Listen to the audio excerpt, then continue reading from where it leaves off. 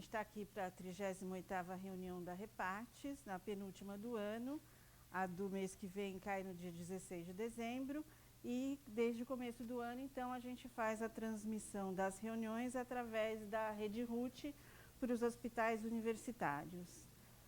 Para essa reunião, a gente tem a presença e a aula do professor Miguel Tedi, que é um cirurgião torácico, tesoureiro da Sociedade Brasileira de Cirurgia Torácica. E eu queria agradecer a presença dele. E depois a doutora Evelinda, que vai falar sobre os protocolos clínicos e diretrizes terapêuticas para os transplantes, os medicamentos imunossupressores, em geral. Não só transplantes, mas em geral.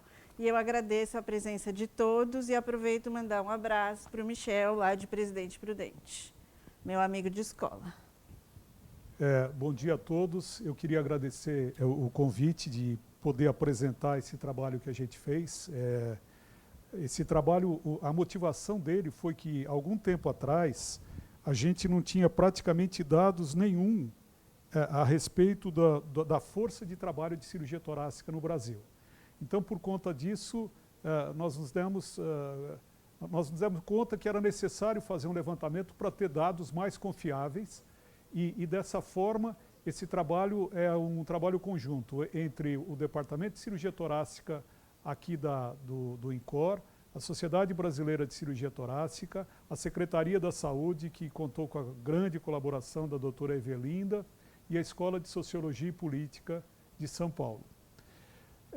A ideia era fazer um levantamento da força de trabalho da cirurgia torácica no país, então é um trabalho bastante extenso. Eu vou pinçar algumas coisas, alguns dados que são interessantes para a gente ir comentando e para ver se outras especialidades se animam e de repente decidem fazer algo desse tipo que eu acho que pode ser muito útil.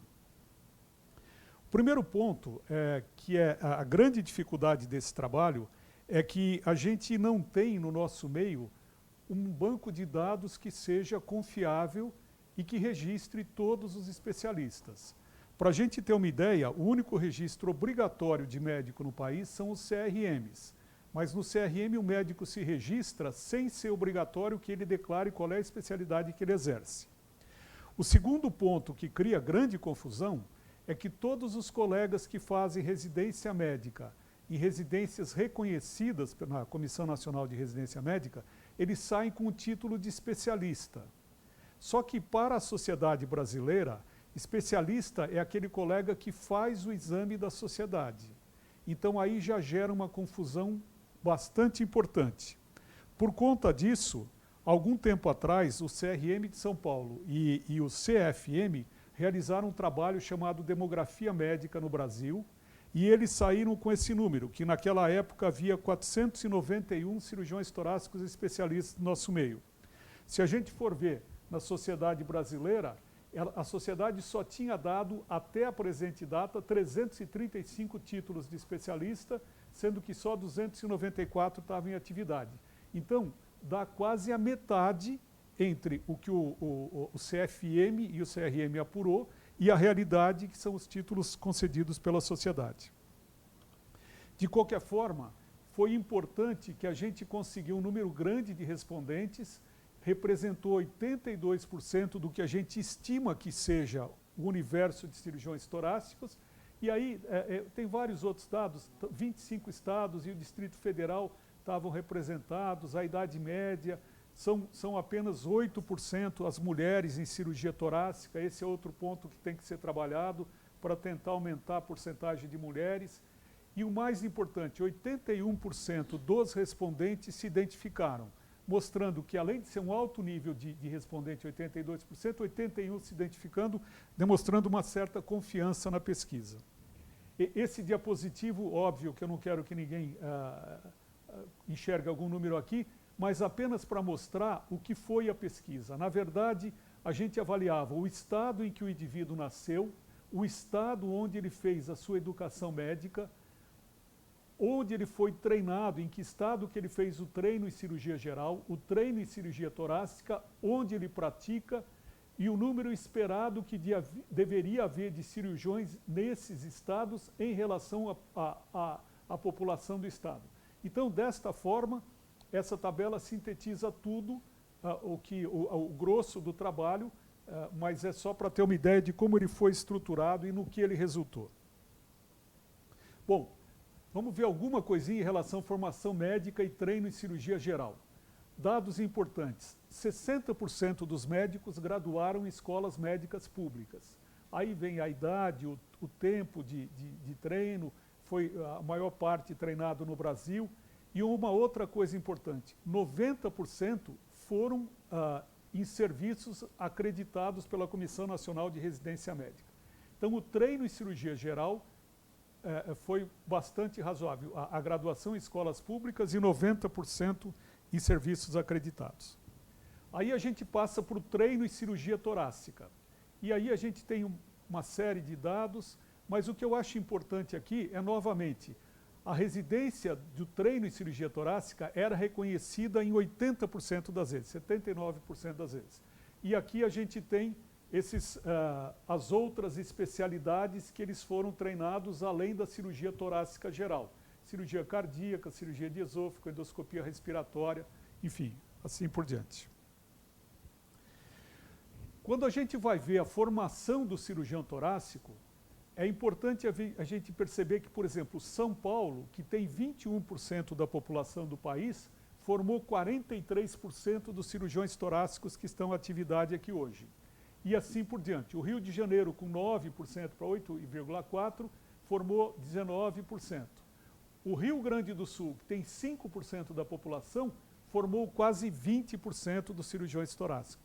Então, isso aqui dá uma ideia boa de onde estão as grandes escolas de formação de cirurgiões torácicos no país. Por outro lado, todos esses estados, Acre, Alagoas, Amapá, Espírito Santo, Maranhão, Mato Grosso, Rondônia, Roraima, Santa Catarina e Tocantins, nunca formaram nenhum cirurgião torácico, mostrando que a não formação é um indício de que também lá falte serviços que possam atender a população. E em apenas 11 estados do país, a razão de cirurgião torácico para a população poderia ser considerada adequada. E aí a gente tem Distrito Federal, Espírito Santo, Mato Grosso do Sul, Minas Gerais, Piauí, Paraná, Rio de Janeiro, Rio Grande do Sul, Roraima, Santa Catarina e São Paulo. Então, nesses locais, a proporção de cirurgião para a população está adequada, mostrando que nos outros 14 estados e o distrito, praticamente 15 estados, não estaria deficiente o número. Isso aqui é só um diapositivo mais local, mostrando onde estão distribuídos os cirurgiões torácicos que foram formados aqui na USP, os treinados aqui na USP, em que estados do país que eles estão. Está um pouquinho desatualizado, mas está correta essa. De forma geral, não está muito longe da realidade esses números. Esse diapositivo mostra, mais uma vez, com mais detalhe, onde está localizada a força de trabalho da cirurgia torácica no Brasil. Então, São Paulo, que tem 21% da população, tem 35% da força de trabalho. Está sobrando cirurgião torácico aqui. Isso, obviamente, não se repete nos outros estados, mas aqui está assim. No Rio Grande do Sul, com 5%, tem 10%. E aí vai mostrando que, em proporção à população, onde se localizam esses cirurgiões, e é isso que interessa para a gente ver no final das contas. Bom, o trabalho também tentou avaliar qual era o perfil de prática e de localização dos cirurgiões. São muitos dados, mas vamos pensar o que é mais importante. 27% dos cirurgiões atendem mais de uma cidade. Isso a gente já podia adivinhar, porque falta cirurgião. 42% deles se classificaram como chefes de serviço. Isso é um dado não muito confiável, porque, na verdade, às vezes pode ser ele e um outro, e ele está se considerando como chefe, mas a gente não tinha como avaliar de forma mais efetiva. 81% dos cirurgiões trabalham em equipe. O que interessa é a contrapartida disso, que 20% dos cirurgiões torácicos trabalham sozinhos. Se a gente considerar que é uma especialidade complexa, o fato do cirurgião trabalhar sozinho é um problema, porque Esse indivíduo há de ter um sábado, um domingo, férias, há de querer ir a congresso, então, obviamente, vai ficar desassistida, no mínimo, esses 20% de localidades atendidas por esses colegas. E as equipes, elas são, e muitas vezes, quase 15% formadas por cirurgiões gerais ou por cirurgiões cardíacos, o que não é o mais adequado e nem o mais desejado. Isso mostra que muitas vezes o cirurgião torácico se localiza e vai trabalhar com os colegas que ele dispõe naquele local. 54% declararam que trabalham em hospitais universitários. A gente também tentou ver onde é o local de atuação dos cirurgiões torácicos. E o que esse gráfico mostra é que a grande maioria trabalha em cidades que têm mais de 1 milhão de habitantes. Isso é esperado. Uma especialidade complexa, o indivíduo tende a ficar nos grandes centros. Esse diapositivo foi avaliar qual era a prática clínica desses colegas. E isso aqui é muito preocupante. Apenas 149 cirurgiões fazem exclusivamente cirurgia torácica. Aí,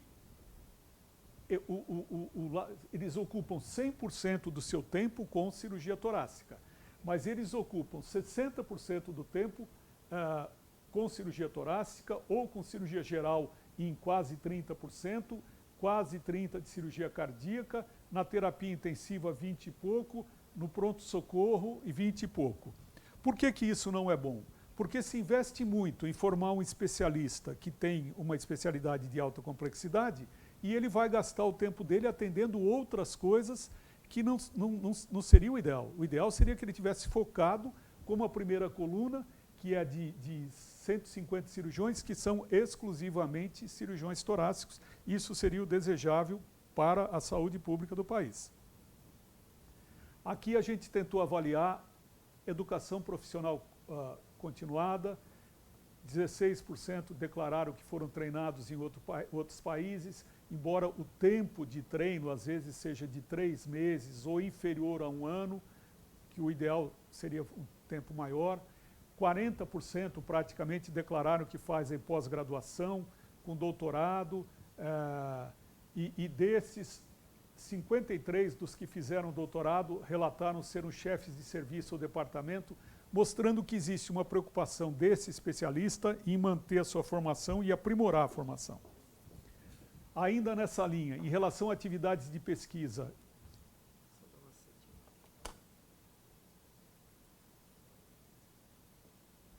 e certificação, 36% estão envolvidos no ensino de escolas médicas e eles têm títulos de especialista da sociedade, de cirurgia geral, de cirurgia cardíaca, de pneumologia, endoscopia respiratória e outros títulos. Então, tudo isso compõe o quadro de que o cirurgião torácico brasileiro se preocupa com a sua formação de forma constante, forma continuada.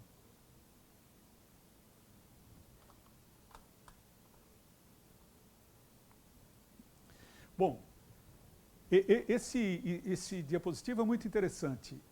Nós fomos ver como a pesquisa era a primeira que estava sendo feita com cirurgiões torácicos brasileiros, nunca havia sido feita pesquisa antes. Nós não quisemos perguntar o valor que os cirurgiões tinham de remuneração, para não ferir a confiança numa primeira vez. Então, o que a gente fez? Pediu para que eles colocassem em porcentagem das fontes pagadoras da onde vinha o salário deles, ou seja, que porcentagem total do seu salário vinha de cada uma dessas fontes. E o que a gente percebeu é que, embora o médico seja um profissional liberal, as maiores fontes pagadoras eram ou um salário ou SUS. E o doente privado era a menor porcentagem de fonte pagadora do profissional liberal.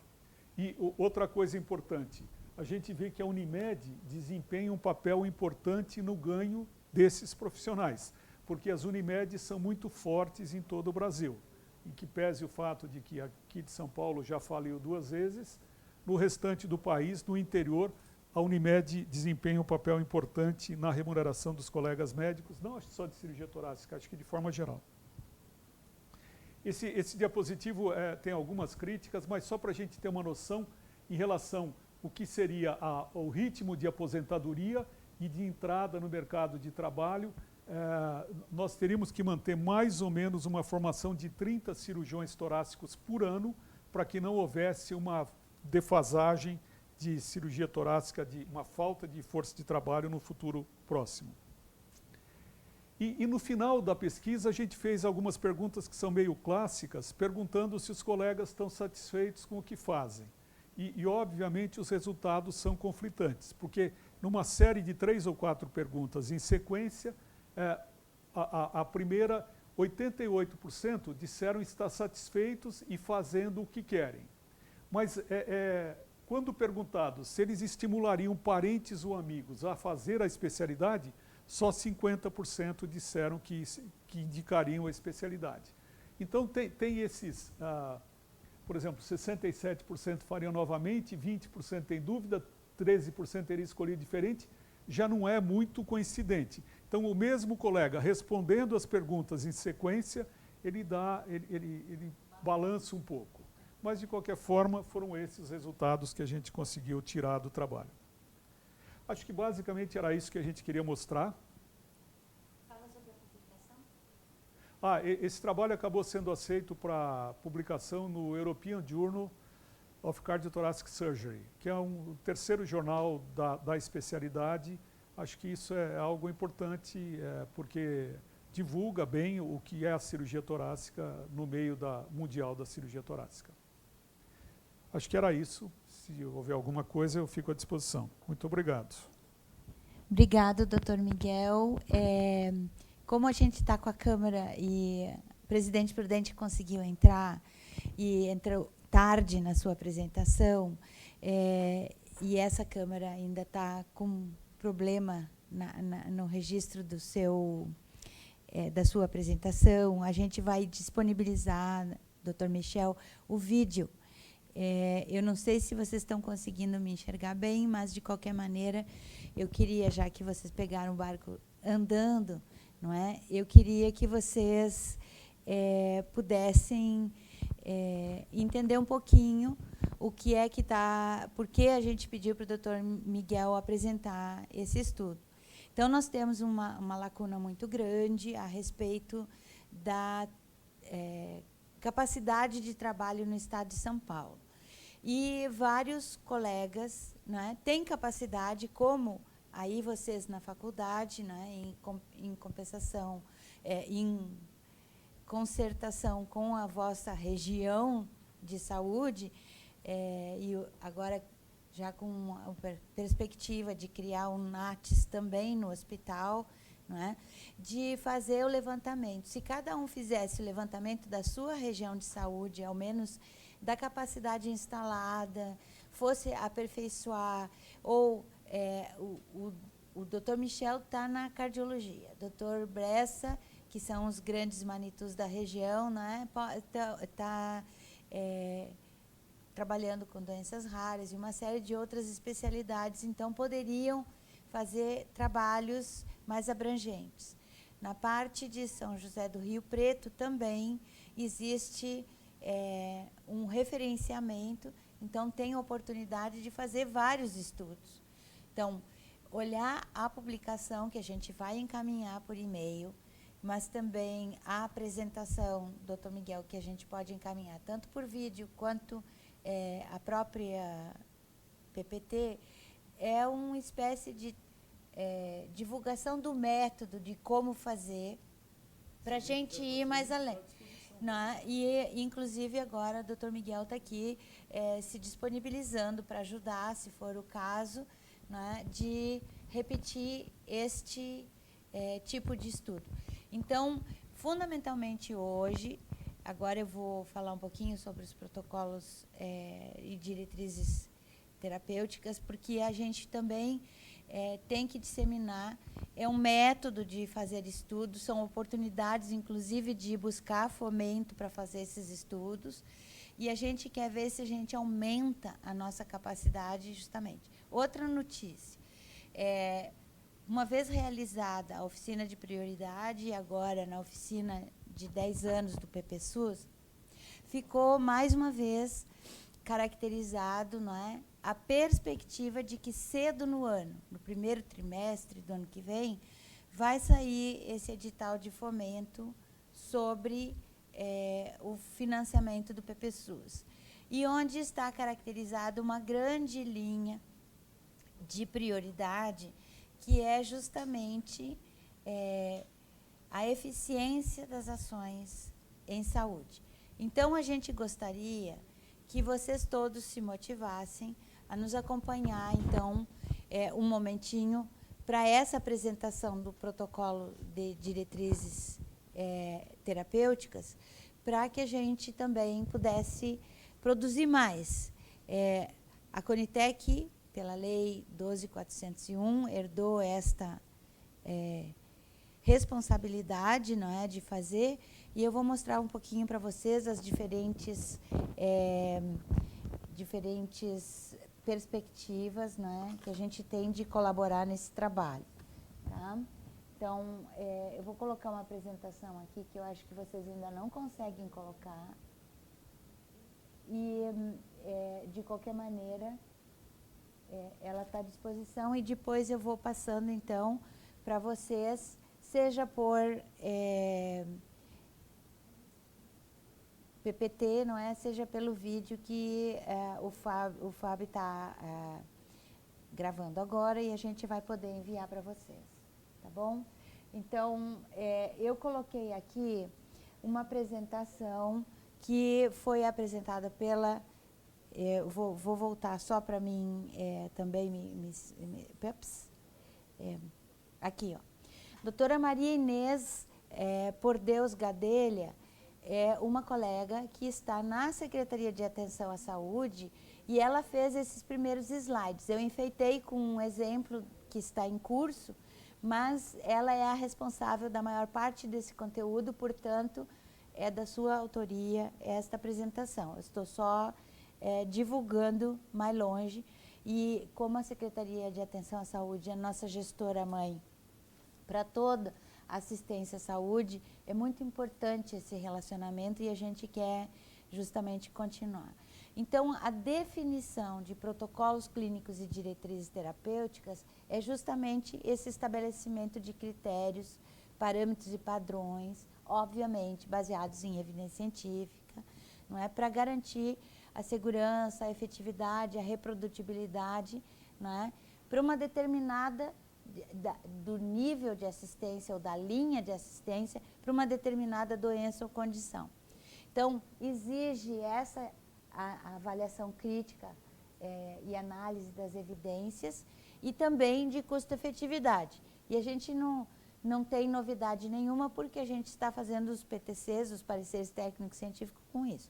Então, conforme as normas técnicas nacionais, internacionais para avaliação de tecnologias, e tem esse detalhe que não foi sublinhado, mas tem que estar constante, né? Que isso é obrigatório, uma vez feito, publicado, isso é obrigatório para todos os demais atores da rede de saúde, tá? Quando a gente fala de estabelecer diretrizes, isso é o primeiro capítulo, né, de um protocolo clínico e diretriz terapêutica, exige uma orientação a respeito do que é válido e o que não é válido, tanto no nível técnico como científico. Então, precisa que essas intervenções ou condutas preconizadas estejam validadas pelo Conselho Federal de Medicina, né?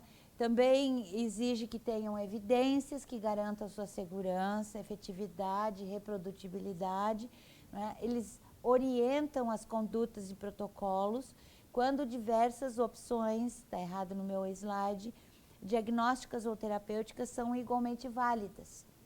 Então, as alternativas que são terapia ou condutas diagnósticas para uma determinada doença ou condição.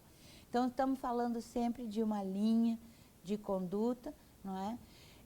Já nós temos a parte mais operacional e isso vem ao final de um protocolo clínico e diretriz terapêutica, que é o protocolo de uso. Então, como que a gente vai fazer? Colocando lá esses critérios, parâmetros e padrões, né, com base nessa segurança, efetividade, reprodutibilidade, mas aí é por cada tecnologia específica. Então, exige, e também para cada indicação, tá? Exige que se faça uma revisão de análise de evidências científicas, conforme as normas técnicas internacionais, o que é comum para avaliação de tecnologias, né?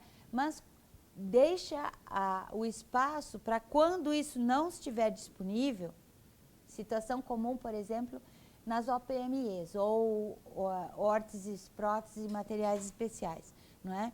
Que se baseia na literatura médica, que mostre essa eficácia e segurança suficiente e compatível, não é, com a prática médica. Então, um protocolo de uso pode ser incluído dentro de um protocolo clínico e diretrizes terapêuticas, e a gente vai ver algum exemplo um pouquinho mais longe. A norma de autorização, por exemplo, é outro parâmetro, né? Usando esses mesmos parâmetros que a gente já falou, aí elas orientam o credenciamento, a autorização, o controle e a auditoria no nível do Ministério da Saúde, no nível da Rede Nacional de Vigilância Sanitária, não é? Então, isso vai sendo mudado. Então, existe, por exemplo, uma norma de autorização para serviços de cardiologia, por exemplo, cardiovascular de alta complexidade.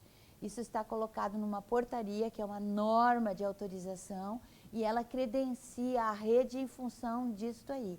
Tem até quantos enfermeiros tem que ter por leito. Tem absolutamente toda a logística que deve ter um programa, e isso vai ser atualizado à medida que surgem novas evidências. Tá? E também isso se inclui dentro do protocolo clínico de diretrizes terapêuticas, ou é publicado de maneira isolada como uma portaria que se chama norma de autorização. No caso da cardiovascular, ela é uma política nacional, então é um protocolo clínico e diretrizes terapêuticas. Tá? Os protocolos e diretrizes nas diversas disciplinas têm este foco estratégico para o planejamento do SUS e parametrizam o financiamento do programa. Eles identificam e verificam as boas práticas assistenciais, portanto, eles também servem para identificar má prática, desvios e fraude. Então, nesse exemplo da cirurgia cardiovascular de alta complexidade, por exemplo, está colocado de maneira peremptória, obrigatória, né, para o credenciamento, que alguém que faça um serviço de hemodinâmica tem que ter um serviço de cirurgia cardíaca associado. No local e em espaço de acesso não superior a 5 minutos, porque é o tempo que um sujeito que teria uma artéria rota por uma manobra qualquer ou por um problema seu, né, que ele possa ser resgatado por cirurgia antes que ele termine de sangrar os 6 litros de sangue que ele tem. Tá? Então, isto são normas de uso, estão em protocolos e políticas nacionais, e eles devem ser feitos para cada disciplina, para cada condição, com as tecnologias que incluem. Portanto, se nós queremos efetivamente ter linhas de cuidado no Brasil, nós temos que produzir estes protocolos e diretrizes nos diversos formatos, né, e fazer isso andar para frente. Nós vamos colocar aqui, por exemplo, então, o que é que tem que ter nesse tipo de estudos que são protocolos clínicos e diretrizes terapêuticas? Uma estrutura que tem que ter, então, essas diretrizes diagnósticas e terapêuticas, tem que também ter este termo de esclarecimento e responsabilidade, tem que ter um fluxograma de tratamento, tá? Tem que ter um fluxograma de dispensação de medicamentos ou próteses, né? Se for medicamento, tem que ter a ficha farmacoterapêutica e tem que ter também esta vulgarização, que é uma espécie de um folheto, né? Que é uma guia de orientação ao paciente, seja para o preparo, seja para explicar durante o procedimento o que vai acontecer e quais são os riscos. Estes módulos se encontram interrelacionados, eles não são à parte, não é? E eles abordam todos os aspectos médicos, farmacêuticos e da gestão de um programa de saúde. Tá? As linhas gerais, então, deste diagnóstico, tratamento, monitorização clínica e laboratorial dessa doença, devem estar constantes neste módulo 1, não é, do projeto. Eu não fiz detalhamento dos outros módulos, mas eu acho que só fazer um desses já é muito trabalho e a gente precisa muitos destes, não é? Nós precisamos avançar com as diferentes intervenções terapêuticas, então, para criar essa linha de cuidado. Esse programa ou linha de cuidado vai envolver os vários níveis de atenção. Então, se precisa estar referenciando e contra-referenciando este programa, isso deve constar de maneira explícita na própria diretriz. Quando ele faz parte da atenção básica, não precisa ter termo de esclarecimento e responsabilidade. No entanto, todas as intervenções, inclusive as próteses, medicamentos de alto custo e outras componentes dessa linha de cuidado que vão para o componente especializado, precisa sim ter um termo de esclarecimento e responsabilidade de cada paciente assinado para ele poder ter acesso às demais coisas que estão sendo dispensadas pelo Sistema Único de Saúde. Também nesses PCDTs, eles saem publicados no Diário Oficial com o seu termo de esclarecimento específico, então ele se torna uma regulamentação para a prática, ela é obrigatória, ela não é se a gente quer, não é? Além disso, as normas para a elaboração das diretrizes, ou como que a gente tem que fazer, foram publicadas e estabelecidas por meio de uma portaria específica. Eu queria só sair um pouquinho agora da apresentação, não é? E mostrar aqui um livro destes protocolos, não é? E na página 17 tem o conteúdo desta portaria, não é? O 17, onde que eu tô? Tá aqui, tá? Então, na página 17 do livro, a gente tem justamente essa estrutura e montagem que foi publicada na portaria, tá? Então, eu vou mostrar um pouquinho aqui no livro, só para a gente ver que não é só o módulo 1. O módulo 1 tem subpartes que a gente botou lá um pouquinho no slide, mas que está bem detalhada, a gente não precisa repetir no slide o que está aqui. É só uma provocação, então, para todos os colegas irem buscar os livros nas páginas 15, 16 e 17, para poder montar, então, esse módulo 1. O termo de esclarecimento tem aqui algumas orientações em maior detalhe e os fluxogramas com a sua característica, caixinhas de cores diversas de acordo com o gestor envolvido nessa auditoria. Então, os protocolos servem também para parametrizar as auditorias.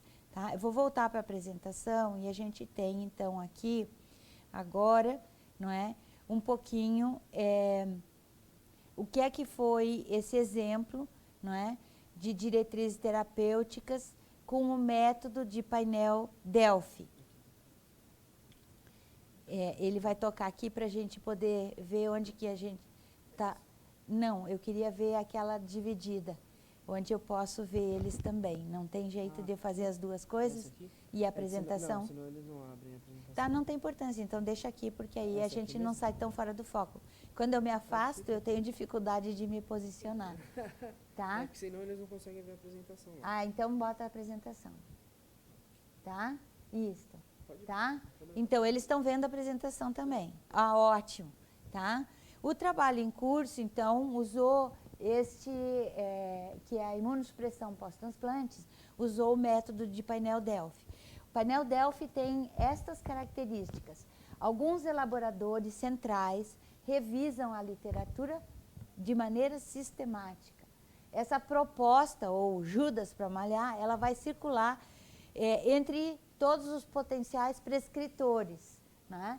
Depois, a gente recebe centralmente as sugestões e elas são consolidadas pelo revisor. No caso do transplante cardíaco, eu adotei essa função, então estou mostrando este exemplo para vocês. Depois a gente vai para um debate público em algum congresso da especialidade e as sugestões, então, são reconsolidadas em função das opiniões recebidas, das correções sugeridas, das críticas levantadas, e só depois isso é submetido à Conitec, onde começa a revisão do Ministério da Saúde, e aí tem vários atores, várias secretarias envolvidas e, sobretudo, a Secretaria de Atenção à Saúde, porque é ela que vai determinar também como o Fundo Nacional de Saúde vai ir buscar o financiamento desse programa para o Sistema Único de Saúde. Então, aqui é o exemplo do fluxo de imunossupressão pós-transplante cardíaco. Pode ficar pequenininho, mas isso vai estar disponível e algumas dessas coisas já estão no parecer técnico científico, que já está publicado lá na Conitec, como a consulta 13 e 14 deste ano, onde a gente foi pedir, então, a autorização desses medicamentos de alto custo para entrar na linha de imunossupressão pós-transplante cardíaco. O debate público, então, foi realizado na BTO em 2015, agora em outubro. Houve, então, essa reconsolidação e agora a última circulação vai acontecer até a primeira semana de dezembro, quando a gente deve já submeter a Conitec para começar. Então, o primeiro draft já foi disponibilizado para a Conitec começar a nos acompanhar e ver as sugestões dos colegas. Então, existe nesse fluxo todas as etapas, como vai acontecendo, e nos losangos amarelo ficam as perguntas que vão determinar como isso vai ser conduzido. Então, se tem ou não tem aquele critério com aquele parâmetro pré-estabelecido, e aí para onde que a gente vai? Vai para a terapia de indução, sim ou não, ou vai direto para a terapia de manutenção? Vai, se tem manifestações clínicas histológicas de rejeição aguda. Se não tem, pode ir para a terapia de manutenção, mas se tiver, tem que tratar. E aí tem fluxos específicos, porque pode ser uma condição aguda ou pode ser uma condição mediada por anticorpos, né? Uma vez que tem que ser resolvida no seu próprio subfluxo, né? Para depois recém ir para o monitoramento. Então, o fluxo do monitoramento ficou aqui. E aí, durante o monitoramento, a gente ainda pode encontrar outros eventos, né, de doença vascular do enxerto ou rejeição crônica, e isso também vai determinar um subfluxo específico e até isso se esgotar. Alguns critérios de dose, de como devem ser feitos nos diversas etapas, então, são caracterizados nesses gráficos que ficam um quadrinho cinza com algumas barrinhas do lado, só para dizer, atenção, isso é como a gente deve fazer nesse contexto, tá? Depois, uma coisa que eu botei um exemplo aqui, que é uma coisa comum a todos os transplantes e que também foi discutido um por um, né, é o fluxo da ficha farmacoterapêutica para poder acompanhar esse paciente nas diversas etapas do monitoramento ou de observação de como se age quando tem algum evento, né? Então, o medicamento é dispensado mediante uma ficha. Essa ficha vai junto com o termo de esclarecimento e responsabilização. ela tem que acontecer de maneira muito mais ampla no momento inicial, mas ela tem que acompanhar o monitoramento. Então, no mínimo, a cada 3 meses, esse paciente vem pegar o remédio. Então, cada vez ele tem que ter essa ficha preenchida, sobretudo respondendo esse losango mais embaixo, que diz se o paciente apresentou alteração nos exames, ela não pode dispensar se tiver alguma coisa sem solicitar o parecer do médico assistente. Se não tiver nenhuma alteração, então ela pode dispensar o medicamento. E também tem uma certa papeleira, mas isso é no momento inicial e está identificado dentro do fluxo. Tá? É super importante porque na maioria dos centros isso não estava sendo documentado de maneira sistemática, e isso é o acompanhamento, é o registro do acompanhamento, se o paciente está bem, não está bem, se teve evento adverso ou não a esta conduta adotada, e os diagnósticos foram documentados nessas fichas de acompanhamento. Então, fica claro e estabelecido na portaria que isso é responsabilidade dos hospitais adotar essas condutas e medicamentos, e quando tem protocolo do Ministério de Saúde, isso não é opcional, é uma obrigatoriedade. Se existir diretrizes apenas, não protocolos, né? Diretrizes apenas, estas são orientações para condutas hospitalares, e como a gente tem que ter os nossos protocolos operacionais padrão, então isso já é um copy-paste que a gente pode fazer e seguir, comprovar que está seguindo, então todo mundo conhece isso dentro da instituição, né? Quando a compra é centralizada no Ministério, e aí os medicamentos de alto custo e todas as próteses e órteses que estão no componente especializado, ou seja, nas OPMEs do Ministério, dentro das tabelas, então precisa desses protocolos e também precisa de um compromisso de economizar esses recursos de maneira óbvia e racional. Tá? Eu queria botar aqui, então, só o exemplo, aquele livro que eu abri naquele momento, está aqui, a tabela, o resumo, então, dela, para a gente poder colocar o que temos. Esse é o volume 2, o volume 3, né? Então, eu não botei no volume 1, desculpa, foi um lapso, tá?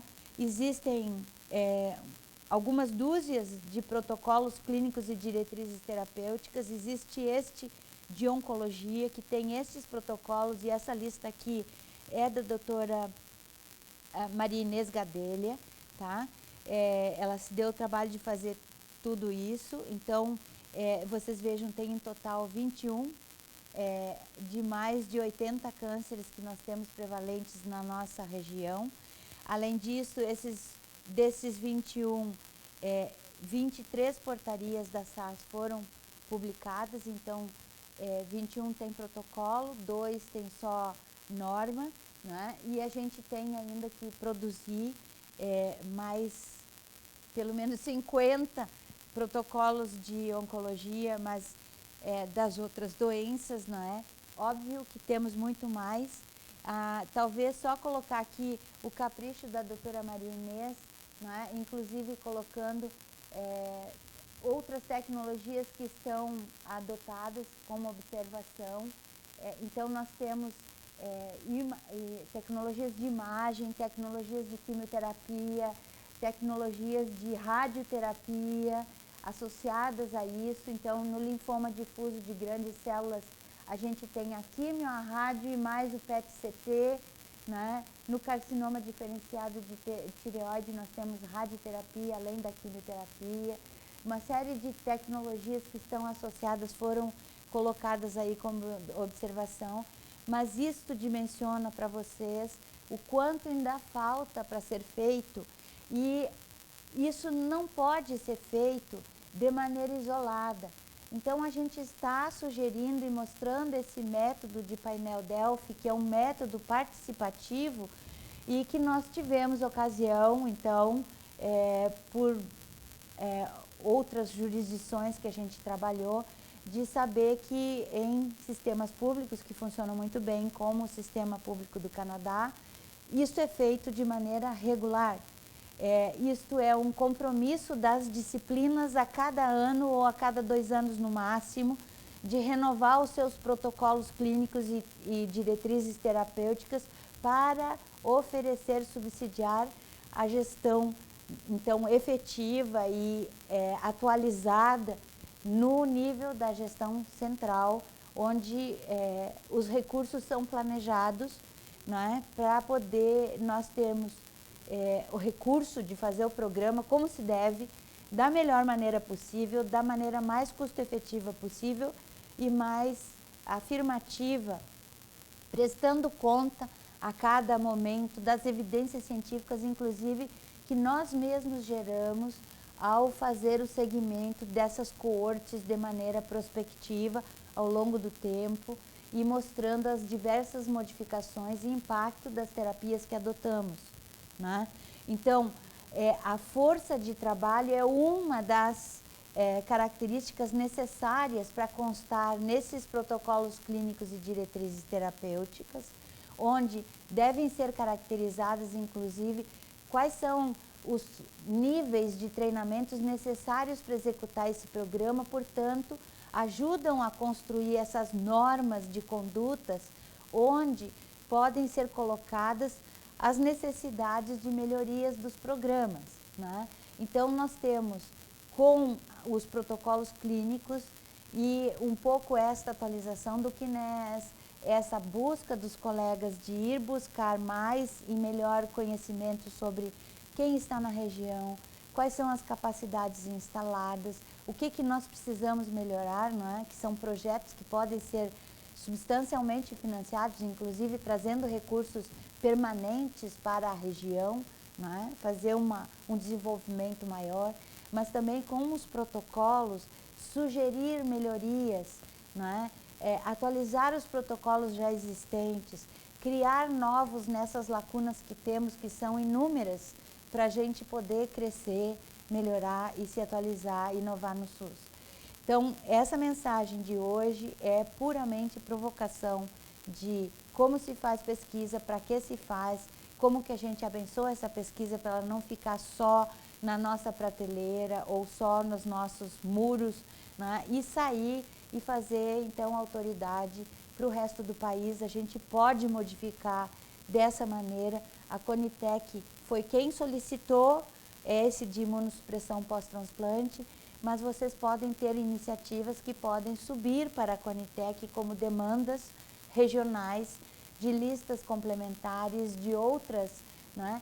E Presidente Prudente, então, tem um dever de casa muito grande, que já começou, que é a anemia falciforme, e agora, então, com a incorporação, pelo parecer técnico-científico, do transplante de medula óssea, tem uma grande responsabilidade.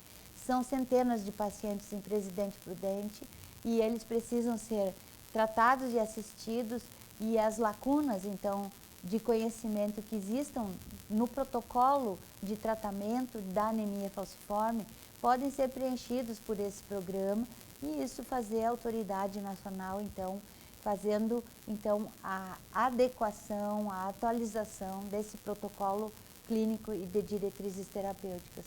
Eu sei que outros colegas também, como São José do Rio Preto e Presidente Prudente, estão participando das pesquisas de doenças raras. Essa é uma tabela do SUS que está sendo construída a partir da base, e nós precisamos, então, de vocês para estas disciplinas e muitas outras.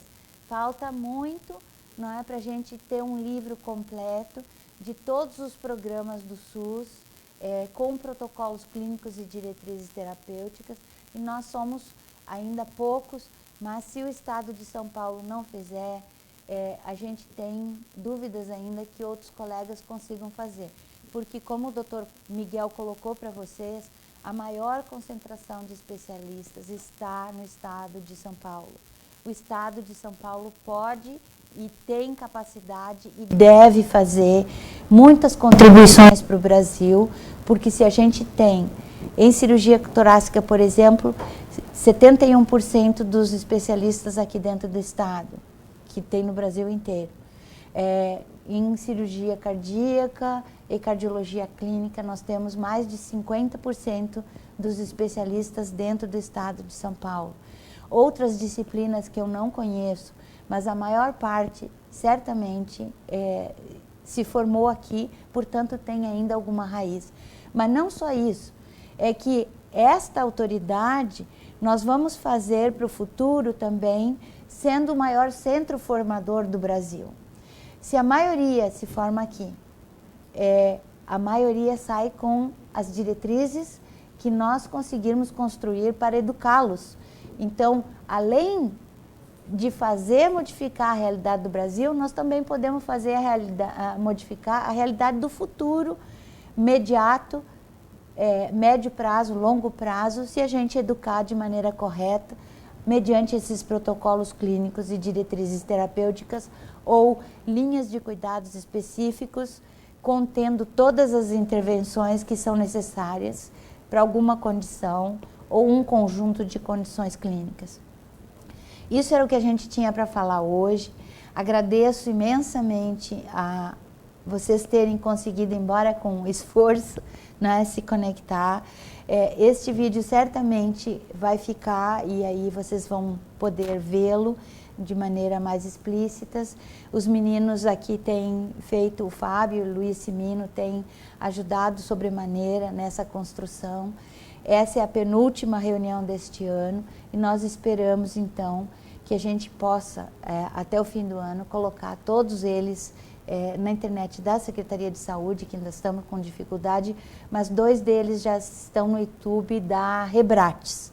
Então, de uma maneira ou de outra, a gente vai começar a disponibilizar isso e vocês podem ter acesso a todos. Então, agora são 8 gravados, então, desde maio, pelos meninos aqui, a contribuição da Rede Ruth, ajudando os NATs a crescer. Muito obrigado. Andréia. Eu queria agradecer a participação de todos e espero vocês no dia 16 de dezembro. Obrigada. Talvez uma coisa. Talvez uma discussão ainda final, que seria o fato de ter a votação para o ano que vem. E aí precisaria que todo mundo se manifestasse, não é? Para a gente mudar a reunião da quarta-feira para terça-feira. Eu não sei da agenda, mas nós precisamos planejar com muito cuidado, porque também isso implica na disponibilidade dos equipamentos e tudo mais que a gente possa necessitar.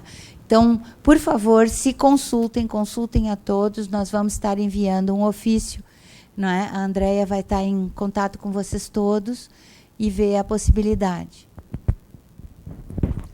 Mudar das terceiras quarta-feira do mês para as terceiras terças-feiras do mês.